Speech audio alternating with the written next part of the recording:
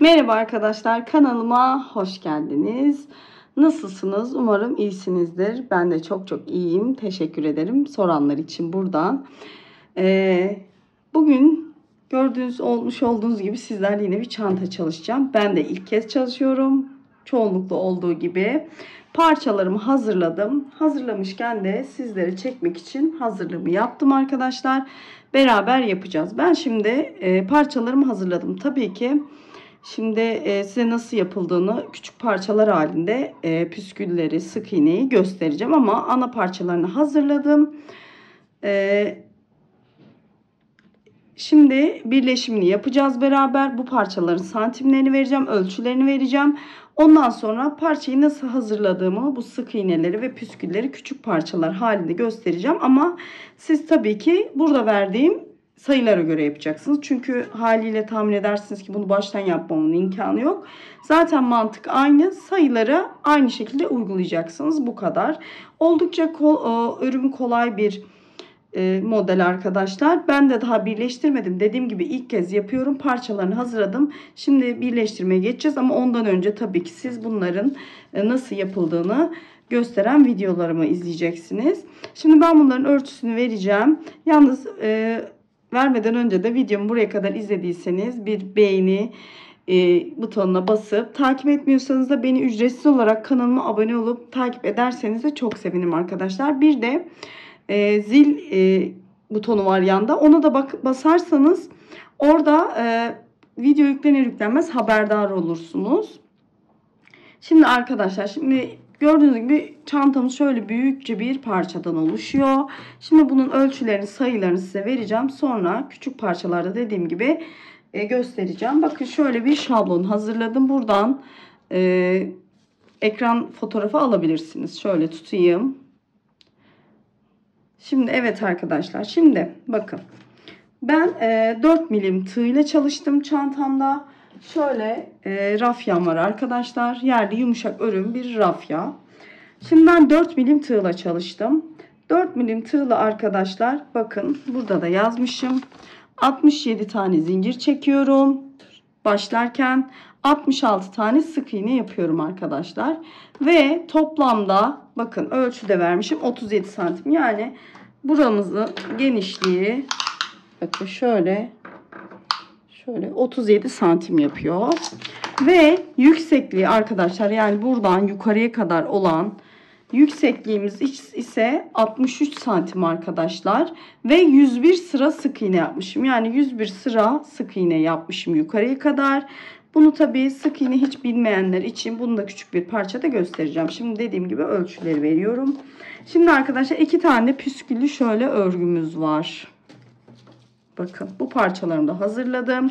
Bunları da bakın bu şekilde 25 zincir çektim. 24 sık iğne yaptım. Buranın genişliği bakın 14 santim. Buraya da yazdım. Şöyle 14 santim genişliği var ve 24 santimde yüksekliği var. Toplamda da 37 sıra sık iğne yaptım arkadaşlar.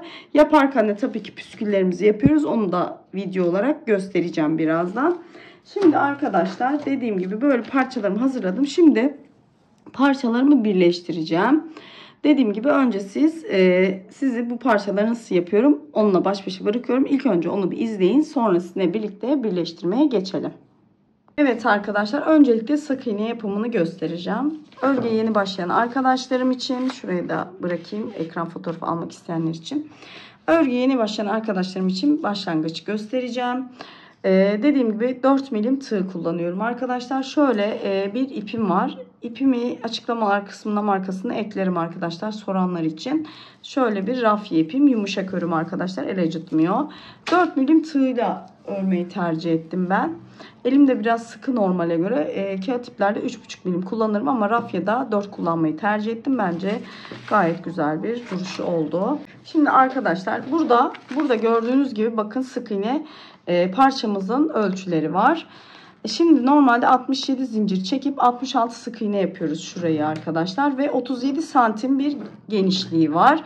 Yüksekliği de 63 santim arkadaşlar. Bakın parça kameraya sığmıyor. Bayağı uzun yüksekliği. 60, bakın şurada yazdım. 63 santim. 101 sıra sık iğne yapıyoruz.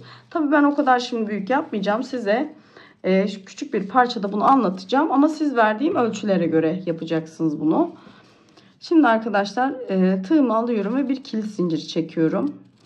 Ve bakın şöyle 1, 2, 3, 4, 5, 6, 7 adet zincir çektim. Şimdi arkadaşlar 7 adet zincirden sonra bu bir tane tığımdaki zincirden sonra gelen bakın şuradaki zincirin içine batıyorum ve sık iğnemi yapıyorum. Tekrar batıyorum. Burada batarken bakın şöyle ben iki kanadını birden alıyorum. Şöyle göstereyim. İki kanadı birden alıyorum. Çok sıkı olmayacak şekilde zincir çekmeye çalışıyorum. Yani ben yapabildiğim kadar arkadaşlar. Hani benim elim zaten sıkı. Biraz da böyle hani çok sıkmamaya çalışıyorum. Şimdi arkadaşlar zincirlerimin içine sık iğnelerimi yapıyorum. Şimdi bakın 1, 2, 3, 4, 5 ve 6. 7 adet zincir çekmiştik. 6 adet sık iğnemiz var. Burada da siz aynı ölçülerde yapacaksanız ki bu da size kalmış. Yani ben bu ölçüde olmasını istediğim için bu ölçülerde yaptım. 67 zincir çekip 66 tane sık iğne yapmanız gerekiyor. Şimdi bir tane zincir çekiyorum arkadaşlar. Dönüş yapıyorum.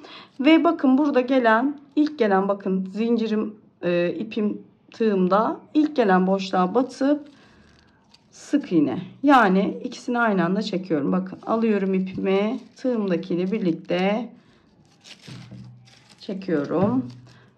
Şimdi bu şekilde sıra sonuna kadar sık iğnelerimi yapıyorum. Şimdi bunu normalde çoğumuz biliyoruz ama hiç bilmeyenler için şöyle küçük bir parçada göstermek istedim. Sonra zaten parçalarımızın birleşimine geçeceğiz. Püskülümüzün, daha doğrusu bundan sonra püskülümün yapımını anlatacağım. Ondan sonra parçalarımın işte boyutlarını ve birleşim sırasına geçeceğiz.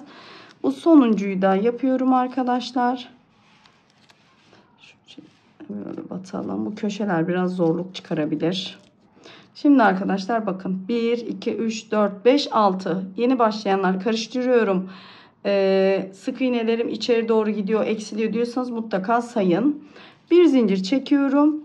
Dönüyorum. Burada ilk gördüğüm boşluğun içine batıyorum. İkisini birlikte yani sık iğne batıyorum. İpimi alıyorum. Tığımdakiyle birlikte ikisini bir çıkartıyorum. Batıyorum. İpimi alıyorum. Tığımdakiyle birlikte çıkarıyorum. Bu arada hızlı yaptığımı düşünüyorsanız ki bazen olabiliyor çünkü hani ister istemez ben bazen hızlanıyorum. Videoların oynatma kısmında ayarlarda yavaşlat seçeneği var. Oradan yavaşlatarak izleyebilirsiniz. Şimdi bakın aynı şekilde sık iğnelerimi yapıyorum. Sonuncuyu da yapıyorum. Dediğim gibi karıştırıyorsanız yeni başladıysanız bakın sayın 1, 2, 3, 4, 5, 6. Tekrar bir zincir çekiyorum. Dönüyorum. Önde gelen bakın ilk sık iğne boşluğuna batıyorum.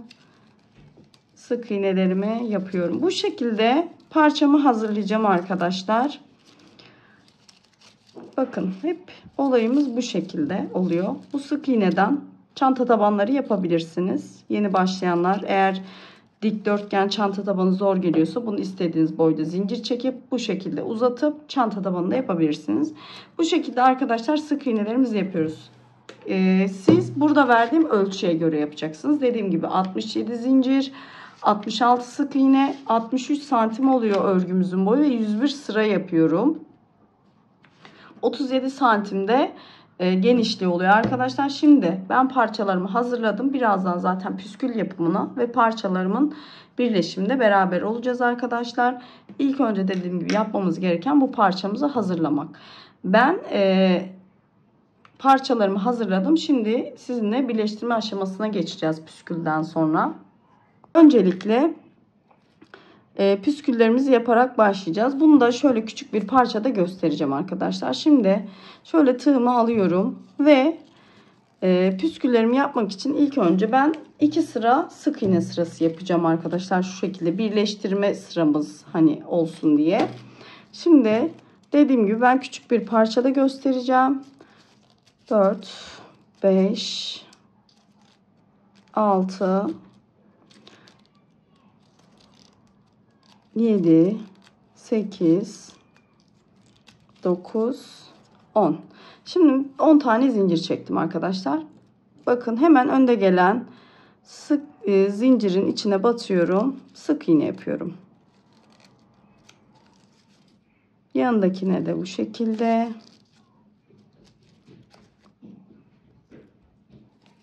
Yanındakine de. Ben normalde kağıt ipleri 3,5 milimle çalışırım arkadaşlar. Ama bu rafyada 4 milimle çalıştım. Bence oldukça da ideal oldu. Çok da sıkı sıkı olmasını istemedim çünkü. Ben zaten normalde eli sıkı olan bir insanım ve sıkı işlerim. Yani istemsizce sıkı işliyorum. Yani bilerek, bilinçli değil. Bu ipte bence 4 numara ideal. Şimdi arkadaşlar. Şimdi bakın.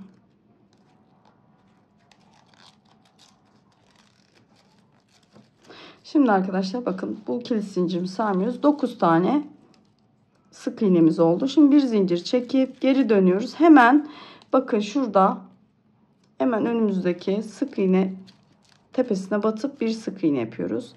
Yandakilere de bir sık iğne. Yani sık iğne yapıyoruz. Arkalı önlü sık iğne yapıyoruz burada. Şimdi bunu tamamladıktan sonra püsküllerimizin yapımına başlayacağız. Arkadaşlar bak sonuncuya da hemen bir sık iğne yapıyorum. Şimdi püsküllerimizi yapmaya başlayabiliriz. Şöyle düzeltelim. Şimdi bir zincir tekrar çekiyorum arkadaşlar. Geri dönüş yapıyorum. Burada ipimizi çalışırken şöyle elimizi biraz düzeltelim. Püskül yapacağımız için. Şimdi normal tığımızı bakın şu şekilde örer gibi alıyoruz parmağımıza. Bakın arkadaşlar şöyle hatta düzelteyim. Dediğim gibi bu kağıt ip gibi değil, dönüyor. Bakın şu şekilde normal ipi tutar gibi tuttuk. Şimdi arkadaşlar şu baş parmağımızı ipimizin bakın şöyle tutuyoruz, arkasına geçiriyoruz. Püskül boyumuzu ayarlıyoruz. Ben şöyle bir parmak şeklinde yaptım. Yani baş parmağım etrafını dolanacak şekilde. Ve şimdi sık iğneye bakın burada şurada dibine batıyoruz ya sık iğne yaparken aynı yere batacağız. Şimdi parmağımızla şöyle aşağı indiriyorum. Püskül boyu ne kadar isterseniz o kadar yapabilirsiniz. Ve bu sık iğne yerine bakın dibine. Şöyle göstereyim. Dibine aynı batacağımız yere yapıyorum. Yapamıyorum. Kusura bakmayın böyle hatalar olabiliyor. Şöyle indiriyorum. Çünkü hem kamerayı kontrol ediyorum hem parmağıma bakıyorum. Ve şurada sık iğne yapacağımız yere bakın hemen dip noktasına batıyoruz. Ve sık iğnemizi yapıyoruz. Bu şekilde kilitlenmiş oluyor arkadaşlar. Şimdi tekrar bu sıra hep böyle gidecek. Parmağımızla aşağı doğru ipimizi indiriyoruz. Burada hizalamayı şu şekilde yapıyorum. En son yaptığım sık püskünün içine parmağımı sokuyorum arkadaşlar. Bakın. Aynı boyda olması için. Ve hemen yandaki bakın sık iğnenin tepesine yine bir sık iğne. Ve kilitliyorum. Bu kadar. Şimdi arkadaşlar tekrar gösteriyorum. Parmağımla ipimi indiriyorum. En son yaptığım bakın püskünün içine parmağımı batırıyorum. Hemen önde gelen sık iğneye batıyorum. Ve sık iğne ile püskülümü kilitliyorum. İlk başlarda zor gelebilir arkadaşlar. Ben de böyle hani zor değil de biraz yavaş ilerliyor. Aslında işlem kolay. Sadece biraz yavaş ilerliyor. Sonra alıştıkça hızlanacağınızı siz de fark edeceksiniz. Ve kolay olduğunu ve zevkli oluyor arkadaşlar. Şimdi bakın tekrar şöyle parmağımızı aşağı alıyoruz. Püskülümüzün içine şöyle koyuyorum parmağımı. Ve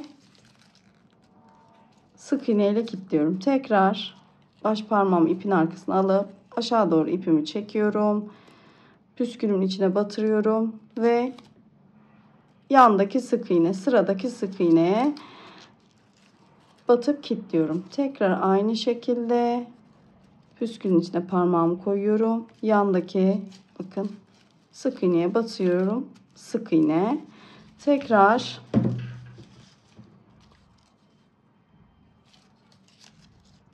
yandaki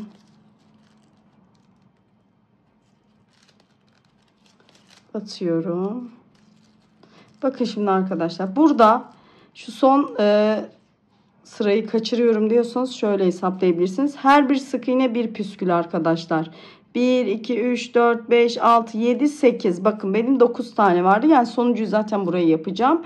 Her sık iğne bir püskül sayısını temsil ediyor. O yüzden sayın, karıştırıyorsunuz ve sonuncuyu yapıyorum arkadaşlar. Bakın 1, 2, 3, 4, 5, 6, 7, 8 ve 9'uncuyu şöyle yapıyorum. Kenara batamadım. Kenar biraz sıkı dönmüşüm burayı ben. Yanlış yere batıyorum. Şimdi evet, kenardakini şöyle evet batıyorum.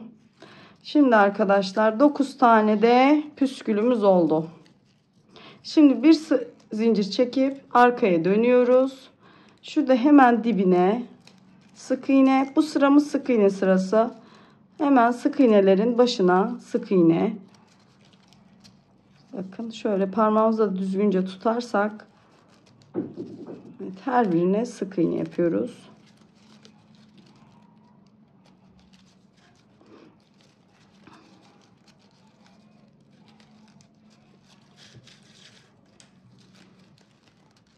Bakın. Şimdi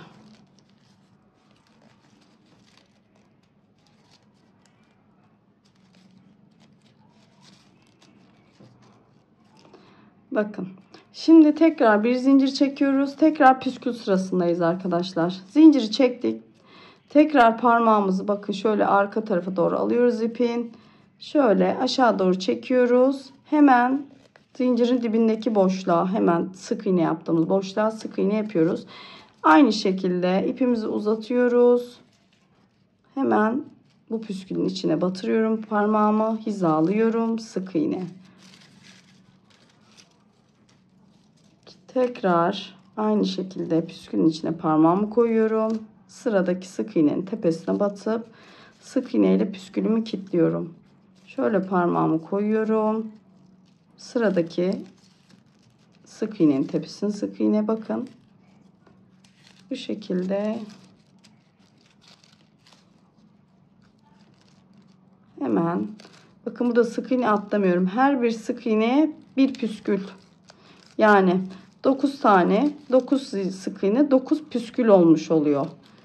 Karıştırmayalım. Burada atlanacak bir şey yok. Hemen püskülü yaptıktan sonra sıradaki sık iğnenin tepesine batıyoruz ve sık iğneyle bu püskülü burada kilitliyoruz arkadaşlar. Tekrar parmağımı aynı şekilde koyuyorum. Bakın.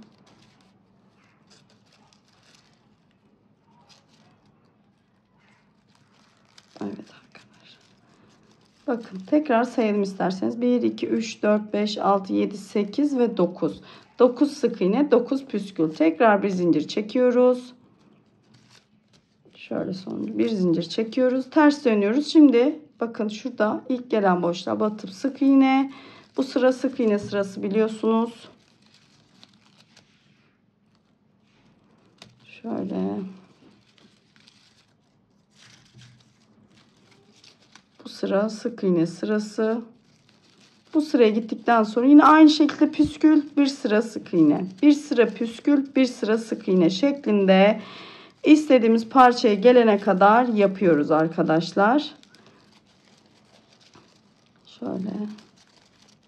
Evet. Bakın arkadaşlar. Gördüğünüz gibi bu şekilde yapıyoruz. Örgümüz hep bundan ibaret. Bir sıra püskül, bir sıra sık iğne. İstediğiniz boya gelene kadar yapabilirsiniz. Evet arkadaşlar, püskülümün yapımı bu şekilde devam ediyor. Size verdiğim ölçülerle de iki parça hazırlıyoruz arkadaşlar. Burada vermiştim ölçüyü. 25 zincir çekiyoruz. 24 sık iğne yapıyoruz bu boya ulaşması için. Ve toplamda 37 sıra püskülümüz var. Ölçülerini zaten vermiştik ama tekrar size burada vereyim.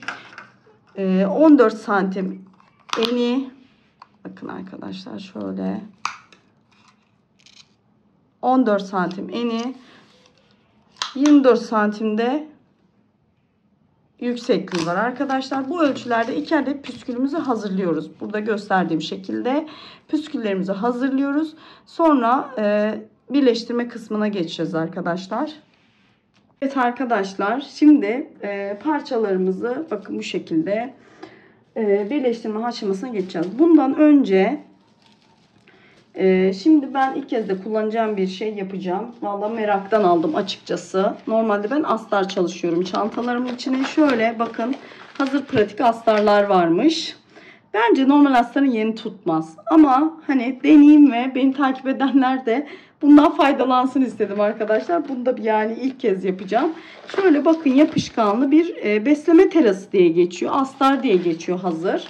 Ben bu çantamda bunu kullanmak istedim. Şimdi arkadaşlar örgümüzün tersini çevireceğim. Bakalım tersi neresi? Evet, tersi burası. Şimdi bunu çevirdikten sonra arkadaşlar burada bunun yapışkanı var. Ama ben yapışkanı şuradan itibaren yapacağım. Şu uç kısımlarına askı takacağım için şuradan şöyle buna bir kesik atacağım arkadaşlar. Şuradan aşağı yapıştıracağım. Şu uç kısmını sonra yapıştıracağım. Çünkü iç tarafına doğru askı dikmeyi düşünüyorum. Askılarım da üstüne gelsin diye. Şimdi şuralarından şöyle keseceğim. Şöyle iz bırakıp keseceğim. Sonra bunu içindeki yapışkanı çıkarıp bu şekilde üstüne yapıştıracağım arkadaşlar. Şöyle bakın. Biraz fazlalık bıraktım. Daha doğrusu yamuk kesilmiş. Sonra bu kesilen yerleri düzelteceğim tabii. Şöyle bunun üstüne yapıştıracağım. Bakın şuradaki yapışkanı var. Bunun üstüne yapıştıracağım. Ama dediğim gibi şurada biraz pay bırakacağım ki yapıştırmadan önce kağıdı şuradan kesik vereceğim. Bakın şöyle. Bakın iz yapacağım. Buradan şöyle keseceğim ve şurayı açmadan alt tarafı açıp yapıştıracağım. Bu ağız kısmını en son askılarımı yerleştirdikten sonra askının üstüne gelecek şekilde yapıştıracağım. Şimdi ben bu yerleri ayarlayıp geliyorum. Evet arkadaşlar bakın şöyle yerlerini belirledim. Şimdi şuralardan açıp örgümüzü ters kısmına getiriyoruz arkadaşlar. Ters kısmına getirdikten sonra şöyle hizalıyorum bakın. Şöyle ve şuradan açıyoruz arkadaşlar bunu. Şöyle açtıktan sonra bunu böyle düzgünce yapıştırmaya çalışıyoruz. Ben şimdi burada tam size gösteremeyebilirim. Bakın şöyle yapıp şuradan kağıdı çekip şöyle yapıştıracağız ve bütün komple hepsini yapıştıracağız arkadaşlar. Şimdi bunu yapıştırdıktan sonra diğer parçaları var. Bunları da aynı şekilde arkasına bakın bunları böyle kestim. Bakın, bunların arkasında zaten bant gibi yapışkanları var. Bunları açıp şu şekilde bakın arkadaşlar. Hatta şurada göstereyim size bunu. Şöyle yapayım. Ve tabi bunları parçayı ütüledim arkadaşlar. Alttaki parçayı. Bunu da çok hafif ütü tuttum. Çok ezilmesini istemediğim için sadece şurası düzelsin diye. Şimdi arkadaşlar bunu beraber yapalım. Dediğim gibi büyüğü biraz zorlayabilir beni şu anda çekim yaparken ama mantığını zaten küçükte de anlatabilirim. Şimdi şöyle arkasına bakın. Şöyle yapışkanı var. Şimdi arkadaşlar şöyle birazcık açıyoruz. Şöyle yerleştiriyoruz.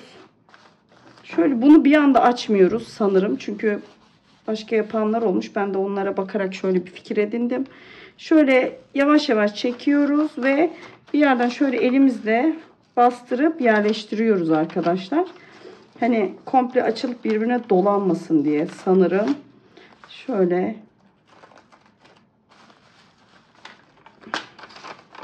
oldukça kuvvetli bir yapışkanı var.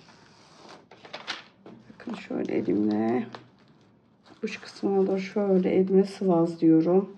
Dediğim gibi fazlalıklarını kesebilirsiniz. Zaten birleştireceğimiz için şu kenar kısımları biraz keseceğim ben. Dediğim gibi şuralarda birleştirme yeri bırakmamız gerekiyor. Bakın arkadaşlar şöyle yapıştırdık. Şöyle elimizle de bastırıyoruz. Bakın bu şekilde. Diğerini de aynı şekilde. Bu parçayı da aynı şekilde arkasına yapıyorum. Siz yapmak zorunda değilsiniz. Ben zaten dediğim gibi merak ettiğim için aldım. Bunu da şuradan şeyden aldım. Soracak olan arkadaşlara. Malum hepimizin T ile başlayan bir alışveriş sitesi var ya. Hepimizin en çok kullandığı. Orada yazdım. Besleme terası diye çıktı. Açıkçası dediğim gibi alıp denemek istedim. Bu projemde de bunu deneyeyim dedim. Hem de sizinle paylaşayım. Bu şekilde bunları burada da gösterdiğim gibi İlk önce şuradan ayırdım. İlk önce bu tarafı, bu ağız kısmını dediğim gibi askı saplarını takmadan yapıştırmak istemediğim için orayı şöyle bir boşluk verdim. Yaptıktan sonra birleşimine geçeceğiz arkadaşlar. Dediğim gibi ben bunları yapıştırıp geliyorum. Şimdi arkadaşlar bu şeyi yapıştırdım gördüğünüz gibi. Şimdi dediğim gibi ben de yaparken karar veririm çoğu şeyi. Şimdi bir sıra etrafını sık iğne dönmeye karar verdim. Çünkü birleştirmeyi sık iğne yaparak değil, iğneyle dikerek yapmak istediğim için şu kenar görüntüsü daha düzgün olsun diye sık iğne yapmaya karar verdim. Şimdi arkadaşlar sık iğneyi de bakın şu şekilde şu iki ağız kısmında kaydırma yapacağım. Şimdi birini yaptım. Diğerini zaten size göstereceğim. Şimdi buradan başlayarak ipinizi koyun arkadaşlar. Şuradan sık iğne yapmaya başlayın. Şimdi batıyoruz. Bildiğimiz bakın burada her bir sık iğnenin kenarına üzerine gelecek şekilde kenardan sık iğne yapıyoruz. Bunları atlamamaya dikkat edin. Çünkü birleştirirken karşılıklı olacağı için. Şimdi bakın burada sık iğne sıramız var. Hemen burada zaten dönüş zincirimiz var. Onun tepesine batıp bir zincir yapıyoruz. Bakın şurada sık iğne. Burada tepesi var. Zaten buraya batıyoruz. Bakın sık iğne tepesine. Bunu aslında bu şeyi yapmadan, yapıştırmadan önce yaparsanız daha kolay olur. Ben dediğim gibi şu an karar verdiğim için, daha güzel olacağını düşündüğüm için sonradan yapıyorum. Benim için bir sıkıntı yok ama daha kolay olması açısından bu tele yapıştırmadan önce yaparsanız daha rahat yaparsınız. Şimdi arkadaşlar bütün bakın şöyle sık iğnelerimin tepesine batıyorum ve şöyle sık iğne yapıp bütün çevreleyeceğim. Burayı çevreledikten sonra arkadaşlar şu bakın böyle köşeyi sık iğne yapacağım. Şurada başta ilmek kaydırmam var. Pardon, görünmemiş. Parça çok büyük, kameraya sığmıyor. Kusura bakmayın. Şimdi kenar yerlerini sık iğne yaptıktan sonra en son şu ağız kısmına kaydırma yapacağım. Oraya kadar dediğim gibi ben şimdi sık iğnelerimi yapıp kaydırma kısmına görüşelim. Evet arkadaşlar bakın sıra sonuna kadar sık iğnelerimi yaptım. Şimdi buradaki ağız kısmında kaydırmayı yaptım. Şimdi bunu da size göstereyim. Ben genelde çantalarımda kaydırma kullanıyorum ağız kısımlarında. Daha düzgün duruyor ve az da genişleme olmuyor. Kullandıkça tabii bir genişleme, esneme olduğu için. Ama bunu yaparsanız olmaz arkadaşlar. Çantanızın ağız kısmı esnemez. Şimdi sona kadar bakın sık iğnemi yaptım. Şimdi bakın arkadaşlar önde gelen şöyle sık iğnenin şöyle ortasına bakın batıyorum. Şöyle boşluklar görülüyor. Aldığım ilmeği tığımdaki ilmeğin içinden geçiriyorum. Batıyorum. Arkadan ipimi alıyorum. Tığımdaki ilmek içinden geçiriyorum. Evet. Şimdi tekrar batıyorum. Tığımda bekleyen ilmeğin içinden geçiriyorum. Buna biz ip kaydırma yöntemi diyoruz. Oldukça güzel bir görüntüsü vardır. Çantalarınızın ağzını esnemesin diye bu tekniği kullanabilirsiniz. Görünüş de çok güzel. Ben çoğunlukla dediğim gibi kullanırım bunu. Şimdi arkadaşlar bakın bir kez daha göstereyim. Şimdi dediğim gibi batıyoruz. İlmeğimizi alıyoruz. Tığımızda bekleyen ilmeğin içinden geçiriyoruz arkadaşlar. Bu şekilde ağız kenarımızda bu şekilde tamamlıyoruz arkadaşlar bakın. Dediğim gibi burayı da yaptım. Şimdi bu tarafı da yapacağım ve burada bitireceğim. Şimdi arkadaşlar burada da şu üst birleşim yeri, yani en üstte kalan yer, alt değil. Buraları sık iğne yapıyoruz. Sadece şu ağız kısmını gene burada bir kaydırma işlemi yapıyoruz şurada arkadaşlar. Sadece şu ağız kısmı, yani dış tarafa bakan yerlere kaydırma yapıyoruz. Diğer birleşim yapacağımız yerleri, kenarları sık iğne, sadece ağız kısmına ip kaydırma yöntemi yapıyoruz. Burada da dediğim gibi bunları da bu şekilde yapacağım. Bunu da bitireceğim ve birleştirme işlemine geçeceğiz arkadaşlar. Evet arkadaşlar, kenarları sık iğne döndüm. Dediğim gibi ben de son anda karar verdiğim için yapıştırmadan önce yapsaydım daha kolay olacaktı benim için, ama dediğim gibi siz bu teleyi yapıştırmadan önce bir sıra sık iğne gidebilirsiniz. Dediğim gibi ağız kenarında da şöyle kaydırmalarımız var. Şimdi arkadaşlar bakın, şu en son kaydırmadan sonra ipimi uzattım ve o ipe iğne taktım. Şimdi ben iğneyle birleştireceğim ama önce bakın şöyle körüklerimin yerleştirimini yapacağım. Bu körükleri şu şekilde yerleştiriyoruz arkadaşlar. Bakın ters çevirdik. Yani dış iç tarafına çevirdik. Bunlar da size bakacak tarafta olacak. Püsküllerimiz bakın şöyle koyuyoruz. Dip kısmı aşağıda, başlangıç kısmı da başlangıcımızda. Şimdi bunu da bu şekilde koyuyoruz. Şuradan da hatta şöyle yapayım. Bunu da bu şekilde diğer ucumuza doğru yerleştiriyoruz. Bakın. Şimdi şuradan da ipim artmıştı. O ipi de dikerken kullanmak için ayırdım. Siz de son bıraktığınız üst 3 kısımdaki ipi bırakabilirsiniz. Böylelikle dikerken yani bir daha ekstranın ip lazım olması gerekebilir ama başlangıçta aynı ipi kullanabilirsiniz. Şimdi bakın bu şekilde yerleştirdik. Yani dip taraflar burada, uç başlangıç taraflarımız tepede. Bu da çantamızın ağız kısmı. Şimdi şöyle yardımcılarımla ilk önce şuradan bir tutturacağım arkadaşlar. Şöyle ortadan bir tutturuyorum. Bakın. Bunu da aynı şekilde şöyle kenarları düzgün olacak şekilde buradan tutturuyorum. Sonra tabi bunların yerleri düzenlenecek ama şimdi bakın arkadaşlar. Şimdi şu kenardan da bir tane tutturalım. Hatta 2 tane bile tutturabiliriz. Hatta şuradan bir tane baştan tutturalım. Şöyle siz mandallara da yapabilirsiniz. Evde mandalınız varsa. Ben de mandalla yapıyorum. Bunları yeni aldım. Aslında bunları dikiş dikmek için, astar için aldım arkadaşlar. Böyle iğnelemekten daha kolay oluyor. Hani astarı tutturup o şekilde dedim hani rahat kullanım olsun diye. Ama sizde mandal varsa bende de mandallar var. Ben genelde mandallarla yapıyorum. Onları kullanması daha kolay oluyor bence. Şimdi 2 tane şuradan tutturdum. Şimdi tekrar da 2 tane bu tarafından tutturacağım. Şimdi bir başından şöyle tutturayım. Şimdi bir tane de ortasından tutturayım.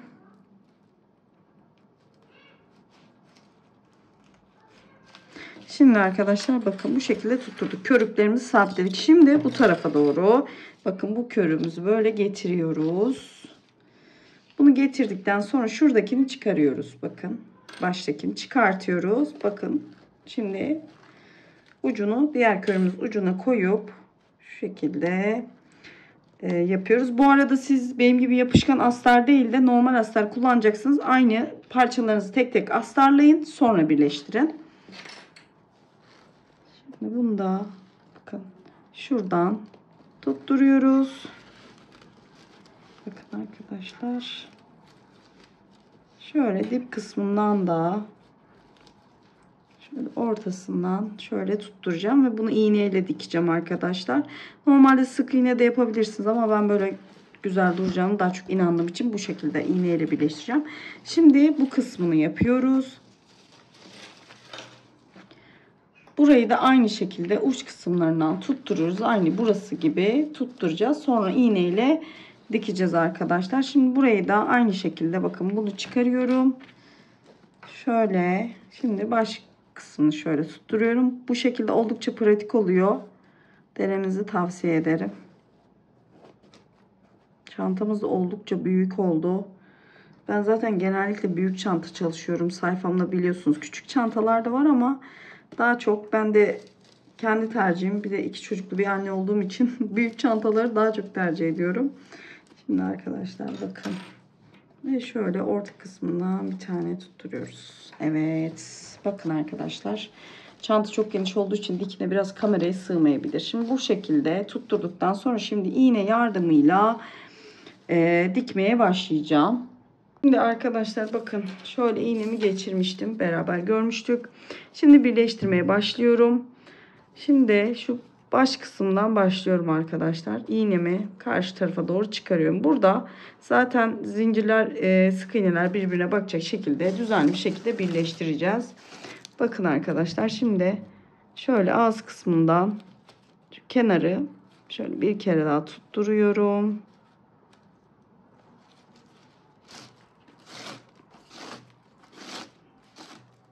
Biraz dikkatli, çok çekmeyin. Şöyle çevirdim. Bakın arkadaşlar şurada sık iğnelerin hemen altından karşıdaki sık iğneye şöyle geçiriyorum. Bu görüntüyü ben daha çok seviyorum. Yani sık iğneyle de yapabilirsiniz tabi, o ayrı. Nasıl isterseniz birleştirip hiç kenarına sık iğne geçmeden direkt ikisini birleştirip sık iğne yapabilirsiniz.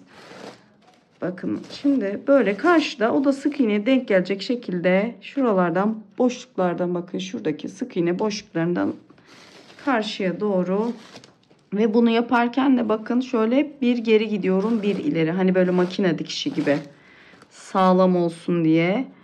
Şimdi bakın bu şekilde bütün çantamızın kenarını dikiyoruz arkadaşlar. İğne yardımıyla birleştiriyoruz.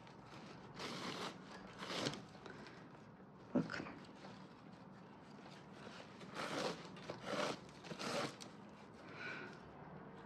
Şimdi gösterdiğim yöntemle şöyle sık iğnelerimizi birleştireceğiz. Ve çantamızın işte askı kısmına geçeceğiz arkadaşlar. Onu da göstereceğim size. Onu daha karar vermedim nasıl yapacağım. O yüzden onu biraz sona bırakacağım. Dediğim gibi her şey çantanın oluşuna göre ilerliyor bende. Ne güzel geliyorsa gözüme o şekilde yapıp yorumlamayı tercih ediyorum. Hani kesin şu olacak bu olacak diye bir şey yok. Bir anda kararım değişebiliyor. Yapıyorum, olmuyorsa, beğenmiyorsam başka bir şeye dönebiliyor. Şimdi dediğim gibi bütün bakın arkadaşlar şu şekilde birleştiriyoruz. İğneyle şu sıkı olacak şekilde dediğim gibi bir ileri bir geri şeklinde yapıp şöyle bütün kenarlarımızı iki tarafta da birleştirip geliyoruz arkadaşlar. Evet arkadaşlar, çantamın bakın dikim işlemini bitirdim. Tüm kenarları iğneyle gösterdiğim şekilde şöyle birleştirdim. Şimdi arkadaşlar askı kısmına geleceğiz. Burada tamamen aslında bu askı size kalmış arkadaşlar. Ben askıyı isterseniz bambu sap takabilirsiniz, isterseniz deri askı. Ben şöyle bakın şöyle askılar var. Bildiğimiz normal 70 santimlik omuz askısı bunlar arkadaşlar. Dediğim gibi iplerim ve bu askının aldığım yeri açıklamalar kısmına bırakacağım. Oradan malzemeleri temin edebilirsiniz. Hani ne kadar kullandığımı da oraya yazarım. Bakın arkadaşlar ipten iki tane 250 gramlık ip kullandım. İkincisinden kalan bu arkadaşlar. Bir tane tam gitti. Bir tanesinden de bu kadar arttı. Yani toplamda 250 gramlıklardan 2 tane almanız gerekiyor. Toplamda sanırım burada 100 gram kadar kaldı. Yani tahminimce. Bu şekilde ayarlayabilirsiniz. Dediğim gibi açıklamalar kısmına da ipi ve bu askıların nereden temin edebileceğinizi yazacağım. Şimdi arkadaşlar biliyorsunuz şurada yapıştırırken şurada bir boşluk bırakmıştım. Telanın hani askı yaptıktan sonra üstüne yapıştıracağım diye. Şimdi bu askı bana uzun. Ben normalde bunu omuz askısı ama bu çok uzun bir askı. Ben bunu kesip kısaltacağım arkadaşlar. Şimdi bakın şöyle bir hizalama yapıyorum. Çanta da çok geniş arkadaşlar. Kameraya sığmıyor, kusura bakmayın. Şöyle göstereyim. Ya bu askı size kalmış tamamen. Hangi uzunlukta istiyorsanız o uzunlukta askı alabilirsiniz. Takabilirsiniz, yapabilirsiniz. Bakın şimdi ben şöyle göstereyim. Ben şöyle şu boylarda bir askı yapacağım. Hani şu kadarını keseceğim. Şöyle. Zaten şurada dikiş payı da vereceğim. Şöyle şu kadarını keseceğim arkadaşlar. Yani toplamda dediğim gibi 55-60 santimlik 55 santim tabi bu kadar kesersem öyle bir askısı oluyor. Şimdi dediğim gibi şuralardan askımın boyunu kısaltacağım. Ama siz hiç kısaltmadan da direkt böyle yapabilirsiniz. Ya da kısa askı da kullanabilirsiniz. Şöyle yapacağım. Ondan sonra arkadaşlar şu kısmı yapıştıracağım. Bu çantamı sabitledikten sonra dikebilirsiniz. Zımba da basabilirsiniz. Bakın şöyle şuralara. Ben daha ona karar vermedim ama mantığını size anlatıyorum. Zaten bitimini göstereceğim size. Hani son halini. Dediğim gibi şöyle şuralardan kendi omuz boyunuza göre askının boyunu küçültüp ya da genişletebilirsiniz. Bakın bu şekilde. Genişliğini de şuradaki genişliğini de kendi kolunuza göre ayarlayabilirsiniz. Ben kendime göre ya da genelde standart olan hani çantamı ortalayarak bu şekilde yapacağım. Son bitmiş halini size göstereceğim arkadaşlar. Askımızı da taktıktan sonra çantamız hazır hale gelecek. Arkadaşlar askılarımı kısalttım. Hemen ölçüsünü de vereyim size. Şöyle. Bu taraflar zaten içeri gelecek. Askı dışta kalmayacak. Evet. Şuradan 57 santim arkadaşlar.